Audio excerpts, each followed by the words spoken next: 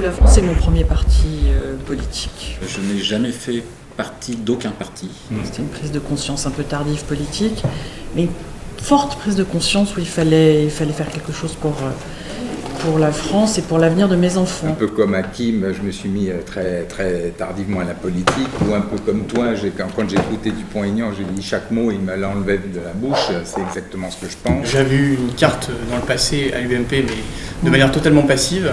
Puis j'ai eu il y a 3-4 ans un électrochoc, notamment par rapport aux questions européennes, qui m'a fait adhérer à Debout la France. Ouais, avec Xavier, on a fait des tas de campagnes pour des députés du 16e, etc., les Lepeu, les machins. Et pour De Gaulle.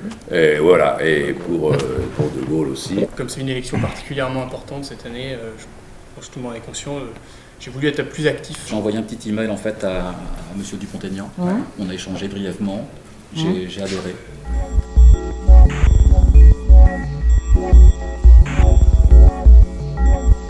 Il y a un truc que j'entends souvent concernant Dupont-Aignan, c'est qu'on dit qu'il est contre l'Europe.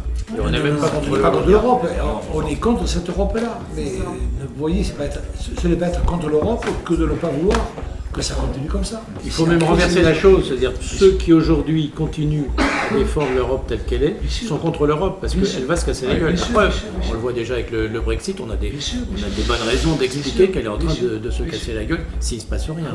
Pour la première fois, on se rend compte qu'il y a beaucoup de Français, beaucoup d'électeurs qui ne savent pas pour qui voter justement. Et justement, passons-leur le bon message. On s'est aperçu de ça parce qu'on s'est aperçu que les sondages étaient extrêmement fluctuants, même sur notre parti, où on est monté assez haut, on est monté jusqu'à 7-8%, on est retombé pendant les primaires à 2%, et maintenant il semblerait qu'on remonte de nouveau, et il y a 21% des gens qui disent « moi je voterais bien éventuellement pour Dupont-Aignan », c'est quand même énorme.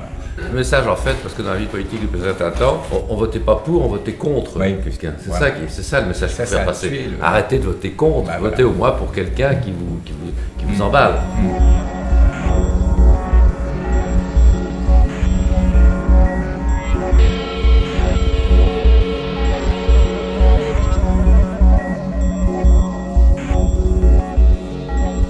C'est une grande première, c'est la première fois que je viens dans un bureau politique, mais j'ai l'impression que les gens ont beaucoup à apporter, beaucoup à échanger, et que, en tout cas, la motivation est convergente vers un facteur d'envie, un facteur de faire changer les choses, un facteur d'amener du concret. Ça permet de se rendre compte qu'on n'est pas seul dans notre coin, dans notre petit salon, à porter nos combats avec nos convictions, mais qu'on peut agir ensemble et mobiliser un large public pour défendre nos idées. C'est une chose qui va vivre, c'est le débat amène un autre débat, etc. Et voilà, c'est démocratique en fait.